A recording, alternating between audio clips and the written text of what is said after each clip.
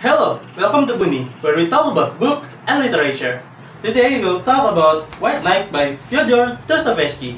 My name is Gastra Putra Ahtayasya. My name is Abdul Rasyid. My name is Ahmad. My name is Siti, Syarifah. And my name is Denise Inasya, putri heranova. This book was released in 1848. But before we give our opinion about this book, let us read our summary for this book so you will understand what we are talking about. The first chapter. It is spring, and many citizens of Petersburg have gone to their dacha with their families, while our protagonist remains in his own home, where he tries to fix something that feels amiss. For some evening now, our protagonists have been walking about the city in pensive and miserable mood, looking at familiar things, remembering people he knew, taking to houses, or walking obviously. Outside the city gate, he walked through the field and meadows. He was enraptured by the natural scenery and the people he saw. He thought of spring like a frail and sickly girl turned beautiful, and he wondered what power gave her strength and animation, and made her come alive and glitter. But our protagonist explained that this feeling is momentarily, that after feeling this, you will go back into the same brooding mood, and feel annoyed at having been carried away, and said that you had no time to fall in love with the beautiful moment. One of this night, he spotted a young woman on a bridge. Although he failed to approach her initially, an encounter between her and the stalker caused our protagonist to intervene. Although nervous, he asked for her hand to keep the stalker away. She gave her hand, and they walked on together. While escorting her home, our protagonist told her that he was been feeling and dreaming of. When she asked about his initial approach, he said that he noticed her weeping, but the young woman refused to continue the subject. Near her home, although she was initially reluctant, they arranged to meet the next day. Our protagonist was happy to have someone to talk and listen to, particularly a woman, since he never met any woman beside landladies.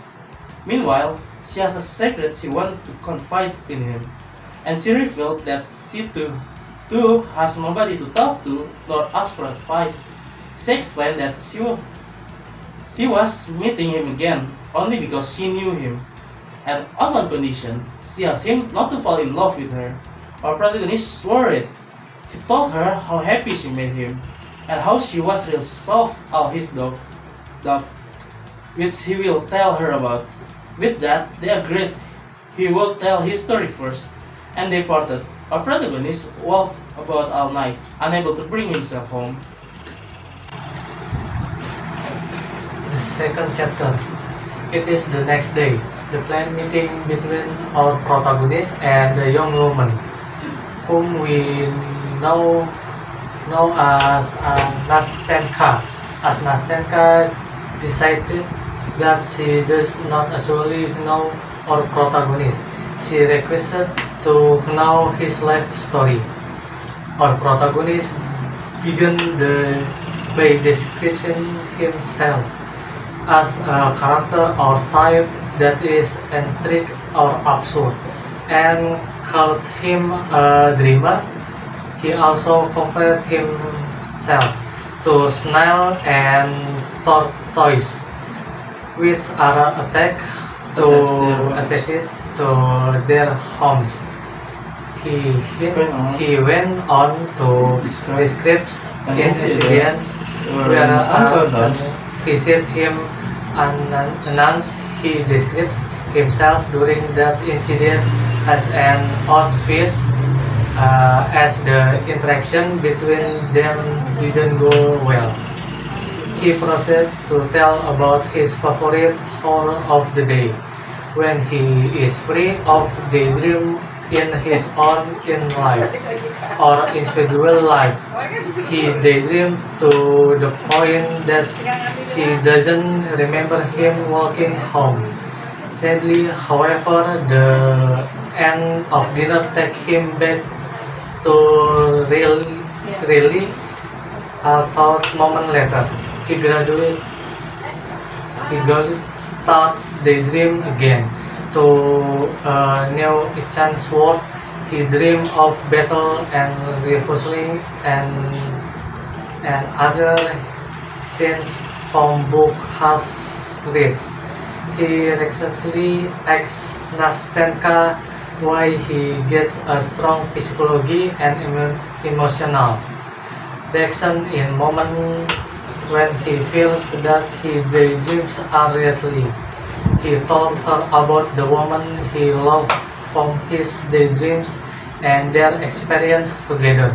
Finally, he saw his appreciation for Nastenka, but also realized that he afraid of being lonely again. Especially after he and Nastenka part way. He put his story by telling of how affected he is by the people he sees and here living a real life. That's the celebrity and anniversary of sessions he got from his dream. That's years ago he once just said, but without the black thoughts he had now that he had not lived his best day, and finally that his dream will fade and be alone, without any regrets, even because all he had lost went out dreams.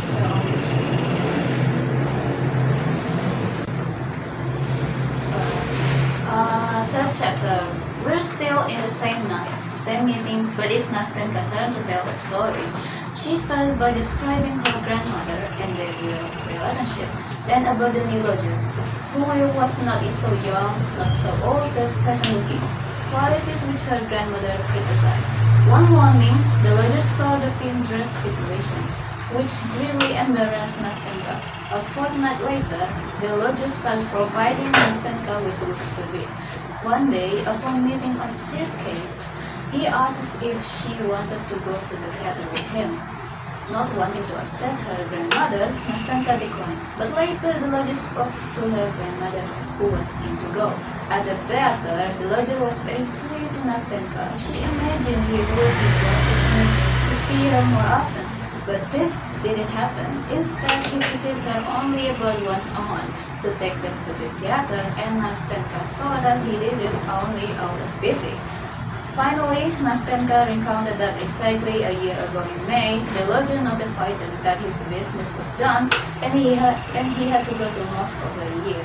This May, Nastenka packed her things and went to see him. He vowed that in years' time, he will return to her if she still loved him. However, at present, Nastenka was aware that he had returned but had not gone to see her. Our protagonist was eager to help her. He advised to write him a letter. Unexpectedly, she handed our protagonist a letter that she had already prepared. She requested him to give the letters to some friends of hers who will pass it on to the lodger. This reminded our protagonist of Rosina from The Barber of the Seville, the play that the lodger took Nastenka and her grandmother to see, who, when advised to write a letter, had already prepared a letter herself in advance, and they broke into song with tears and laughter. Hastily, Nastenka said her goodbyes and left, promising to meet again tomorrow.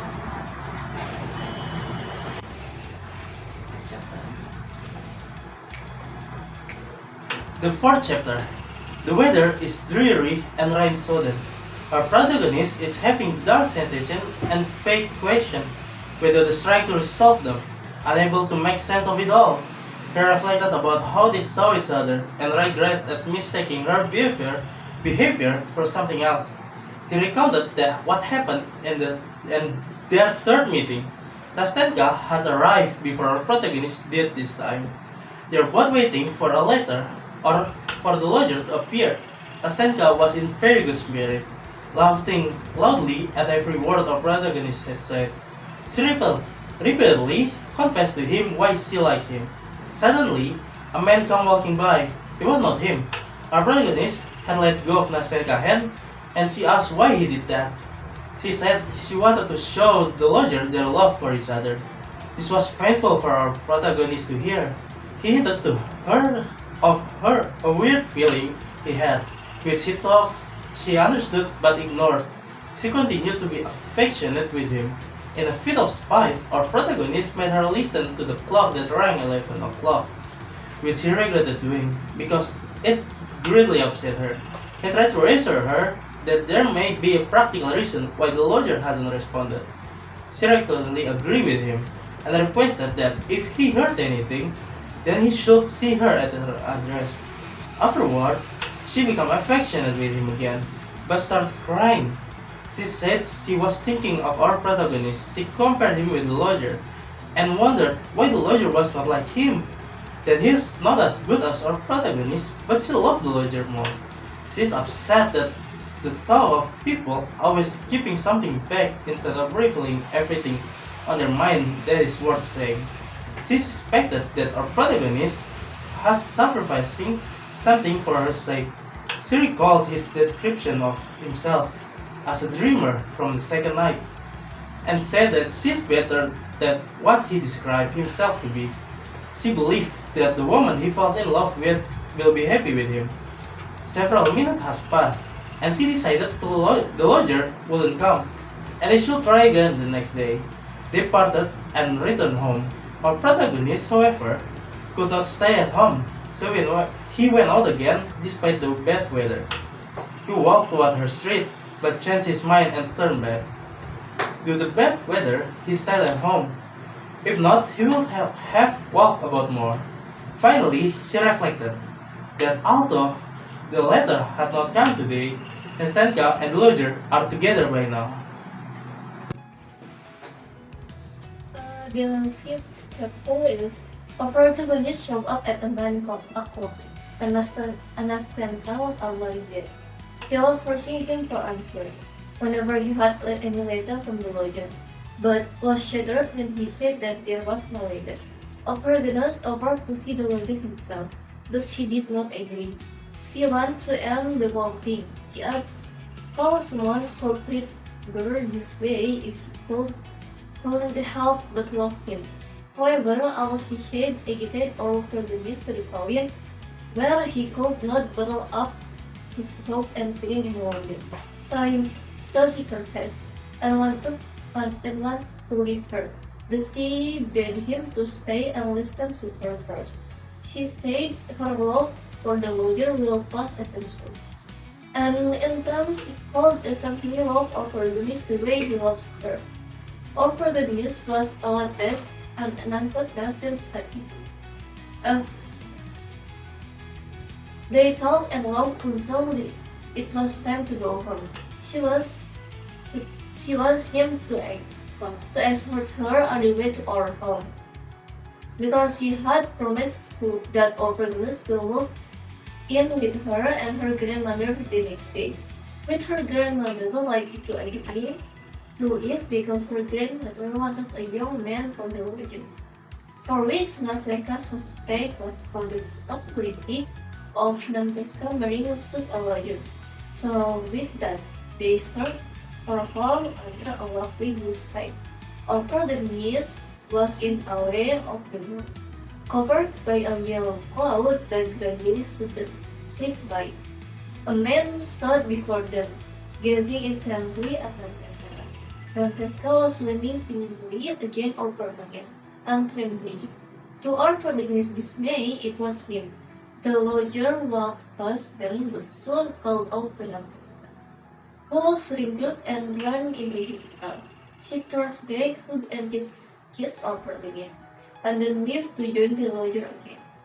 Taking his arm, our protagonist watched as they disappeared from his view. The last chapter. It is morning. Mariana entered the room with a letter for the protagonist. It was from Nastenka. In the letter, Nastenka begged forgiveness. She said she will be forever grateful for him if he forgives her. However, she believed that the Wilson forgot of the pain he first knew. Because he loves her, she asked him to meet her and the lodger, to give her his hand when they meet, to love her because she still loves him, and asked him to leave her as before. she intended to see her protagonist, bringing the ledger with her, and the letter ended with "Forgive us or me" in the Constance Garnet version. Remember and love your Nastenka. Our protagonist read the letter over and over again until he finally dropped it from his hands and covered his face. Matriona remarked that she had removed all the cobwebs from his cabin, and that he can have a wedding or party. However, either caused be a passing cloud, or he imagined his future. Matriona seemed to have agate. The walls of his room had faded.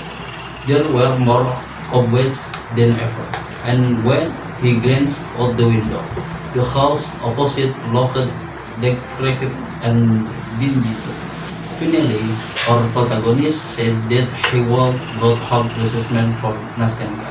He would drift a dark cloud across her bright happiness. He wished, "May her ski be clear, may she be blessed for the moment of happiness which she gave to another lonely and grateful heart." He concludes with the question, "Is not a one moment of bliss sufficient for a man's entire life?"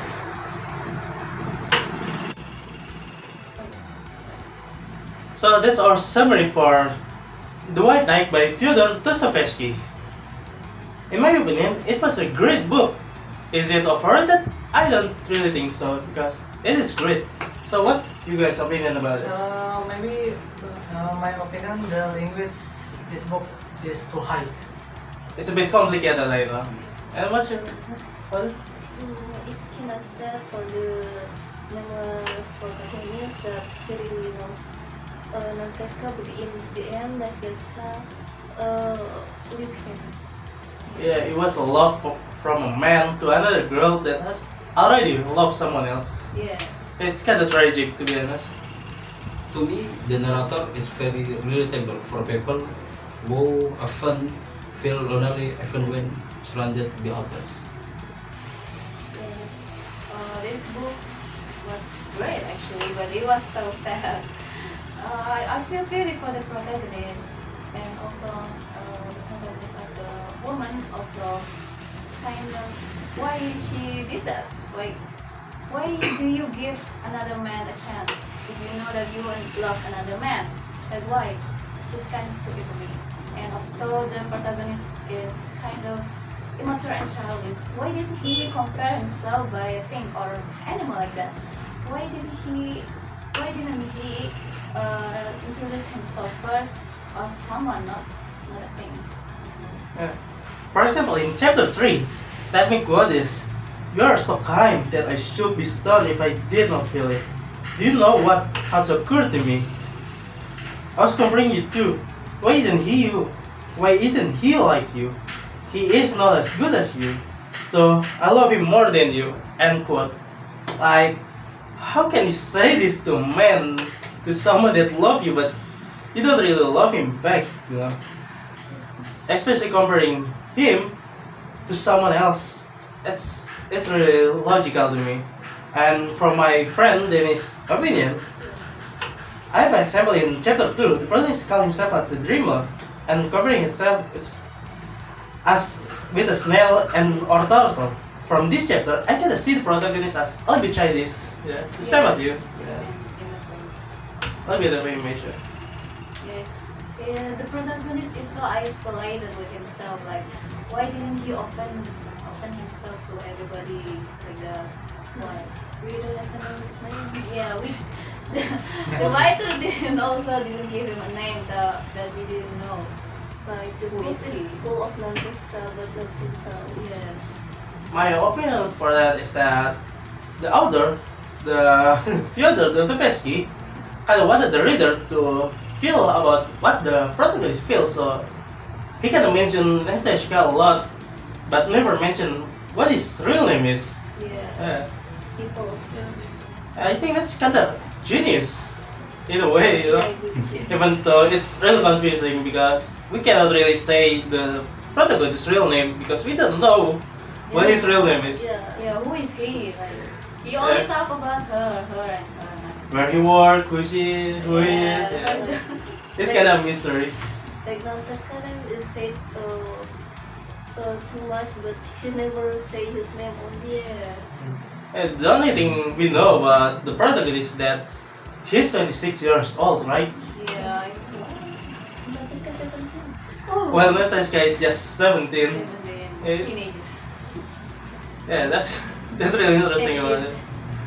So overall, is Overall? it good? In my opinion, it's really Yeah. good. Yes, yes. Yeah, is it good? A little bit overrated, but makes sense that it is overrated. I mean, it's really that good. Still relatable today. Yeah. But it's kind of sad. Tragic story. Even in 2025, you know. Yeah, this book is written in 1848. More than 200 years, but yeah. Yeah, it's kind of relevant. Yeah, less than 200 years, but yeah. Still great. Yeah. Okay. Recommended. Really recommended to read. If you Buy the books. What do you read? Recommended. It's only $6. Only $6.